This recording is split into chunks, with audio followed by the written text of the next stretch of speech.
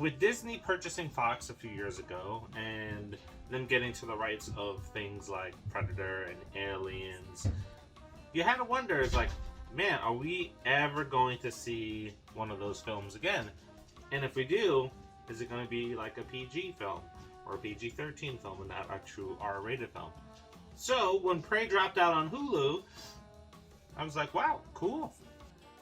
Welcome to another episode of the Popcorn Confessional, and this is Dave from Nerdbox, and I'm accompanied by my wife, Jen, also from Nerdbox. And on this episode, we are talking about Hellraiser. No, not the original, the 2022 one. So fire up that Jiffy Pop and meet us in the booth.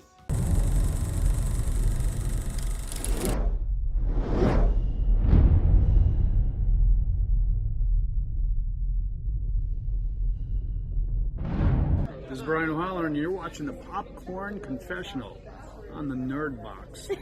Sounds like a porn site. A woman struggling with addiction and responsibility must confront and unravel the mystery of the sadistic supernatural forces behind the iconic puzzle box responsible for her brother's disappearance. After Texas Chainsaw Massacre was rebooted on Netflix and Hulu finally dropped Prey, I was like, Hellraiser being rebooted and coming to Hulu? Maybe this is going to be good, and it's finally a Hellraiser movie that I can get into. Now, the both of us were kind of in agreement. Hellraiser? Prey, you were the same. You don't really care for their Predator movies, but then you watch Prey, and they were like, oh, that's a pretty damn good film. I liked Prey. I liked their take on Prey. I liked having the badass female lead. So that was really good. Now this film does feature a female lead as well. She's annoying. We'll get into that. But what I have to say about Hellraiser, the good, is that it was superbly shot. And that's one of the first things that I noticed about it. I really like the film style of it. I like the crispness of the cinematography. I thought that was pretty damn good.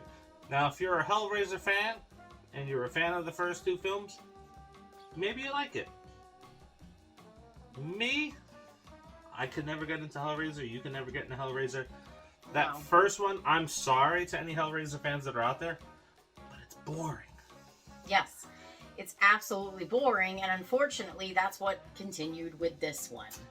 I honestly love the character of Pinhead. I love the lore of Pinhead, and I find him to be a lot more creepier in video clips that I've seen of him and stories that I've heard about him. I've seen and you've seen critics saying, oh my god, Terrifier 2 is 2 hours and 18 minutes. That's just way too long for a slasher film, blah, blah, blah, blah, blah. This film is just 20 minutes shy of Terrifier 2. Not even 18 minutes. It's exactly 2 hours, and this movie was incredibly hard to get through the 2 hours. At least with Terrifier 2, we didn't have to constantly check the time and be like, how much longer? How much longer? Because it filled up the time really well. This movie, not so much. Yeah, I think Hellraiser here really failed to establish any connection with the female lead in this movie. I think she did a good job, but I didn't care about her character. I didn't care about her redemption arc. I did not care about even if she was going to die. Like, if I don't like a character, sometimes like, oh, you're gonna get it. You're gonna get it. And no, I just was like, come on. Give me something.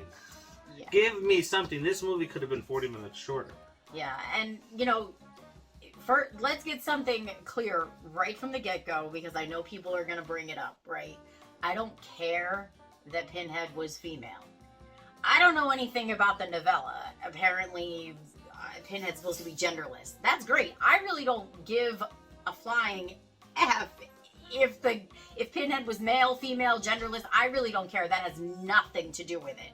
I go into a movie blind, and I'm just like, I just want to see if I can connect with the characters, if I like the storyline, if it keeps my attention. This movie, it didn't check any of those boxes at all. No, and you have the female lead in this, and she's trying to unravel the mystery of what's going on with the box. It's stuff that we've seen before with The Ring, and what we've seen with the Ouija movie, and we've recently seen a little bit with Smile, right? So it's a premise even Escape Room, right? You gotta unravel puzzles. And I'm sorry, I know we have quite a few friends that were like, yeah, I really enjoyed this. That's great. Go ahead and enjoy it. Keep watching it. I just thought it was god-awful. Yeah, that's why there's many flavors of horror movies that are out there. Yes. But to say this is like one of the best horror movies in an extremely plentiful horror movie year, no way. No, not even close. Not even in the month. No. Not even in the last No. 4 weeks. No. With Barbarian, Smile, Terrifier 2. It's like, no. This is far down on the list of all the things that have come out. So, and I just think that the whole main character with her trying to like figure out the puzzle box, there just wasn't enough. Like, it was so weird because the movie was 2 hours long, but the story was terrible and didn't give us enough information. Like, she wasn't doing a whole lot of trying to figure out the puzzle box. It was a whole lot of her getting people stabbed with the puzzle box. That was what I got from it. But there wasn't enough as far as her trying to figure it out. And yeah, no, sorry. That's great that people liked it, and we can just agree to disagree. yeah, if you haven't watched it and you're iffy about it, I'd say go find another movie that's just released or is in theaters right now. There is even some good movies that are streaming on Shudder and Amazon Prime that we are probably going to get into talking about very soon. But yeah, for me, what do you rate this one? This is a big nope. Yes, this is a nope from me as well. Now, typically, I may rate one of these movies as, hey, this is good to take a nap to, because I did. But it wasn't a good nap. No, he was talking, so apparently this was like, he was hating it even though his eyes were closed. Yep. So this because he was commenting on the movie while he was sleeping, and they weren't good comments, so that tells you what you need to know. Didn't even give me any good dreams like the Matrix Revolutions did. So, no, straight up nope for me. Wow. That's all I gotta say about that.